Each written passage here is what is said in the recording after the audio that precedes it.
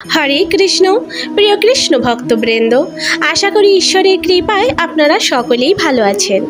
আজও আমি আপনাদের মাঝে উপস্থিত হয়েছি আরও নতুন একটি শিক্ষণীয় কাহিনী আপনাদের শ্রবণ করানোর উদ্দেশ্যে।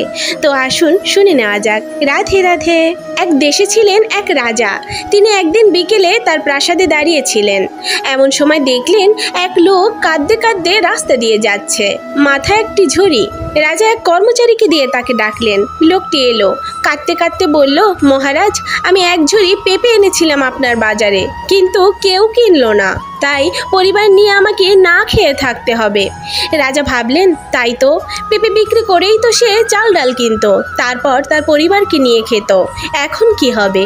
রাজা কিছুক্ষণ ভাবলেন যে কি করা যায়। তারপর কর্মচারীকে বললেন, ওর সব পেঁপে কিনে রেখে রাজকোষ থেকে ওকে টাকা দিয়ে দিতে বলো। কর্মচারী তাই করলো। লোকটি রাজাকে ধন্যবাদ দিয়ে চাল ডাল কিনে মনের আনন্দে বাড়ি গেল। এরপর রাজা ভাবলেন, এই সমস্যার স্থায়ী সমাধান কি? কেউ যদি বাজারে তার জিনিস বিক্রি করতে না পারে তাহলে তার চলবে কি করে? অনেক ভেবে রাজা পরের দিন ঘোষণা দিলেন, আজ থেকে আমার বাজারে বিক্রির জন্য আনা কোনো জিনিস অবিক্রিত থাকবে না, কেউ না কিনলে আমি কিনে নেব।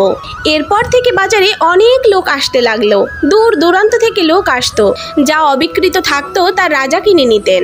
একদিন এক কুম্ভকার এলেন একটা অলক্ষ্মীর মূর্তি নিয়ে, কিন্তু এ মূর্তি কেউ কিনলো না, কারণ অলক্ষ্মী ঘরে আনলে লক্ষ্মী থাকে না, তাতে গৃহস্থের অমঙ্গল হয়। শেষে কুম্ভকার এলেন রাজার কাছে। রাজা অলক্ষ্মীর মূর্তিটি কিনে ঘরে যত্ন করে রেখে দিলেন। মন্ত্রী সহ সকলেই এতে বাধা দিলেন, কিন্তু তিনি শুনলেন না। এদিকে অলক্ষ্মীর মূর্তি থাকায় লক্ষ্মী দেবী রাজবাড়ি ছেড়ে চলে গেলেন। একে একে কার্তিক, গণেশ, সরস্বতী সব দেবতারাই চলে গেলেন।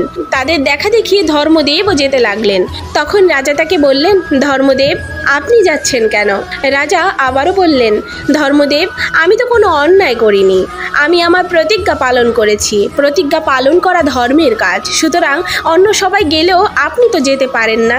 রাজার কথায় ধর্মদেব সন্তুষ্ট হলেন, তিনি আর গেলেন না, তিনি তার জায়গায় থাকলেন। তখন অন্য সব দেবদেবীও ফিরে এলেন। এভাবেই প্রতিজ্ঞা রক্ষা করে রাজা ধর্ম পালন করলেন। রাধে রাধে। গোপলীলা কাহিনী এই চ্যানেলটির উদ্দেশ্য হলো আপনাদের হৃদয়ে কৃষ্ণ প্রেম ও ভক্তি জাগ্রত করা। আমাদের যে কোনো রকম ভুল ত্রুটি ক্ষমা সুন্দর দৃষ্টিতে দেখবেন, এবং এরকম আরও নিত্য নতুন কাহিনী শ্রবণ করার উদ্দেশ্যে আমাদের চ্যানেলটিকে সাবস্ক্রাইব করে আমাদের পাশে থাকবেন। রাধে রাধে।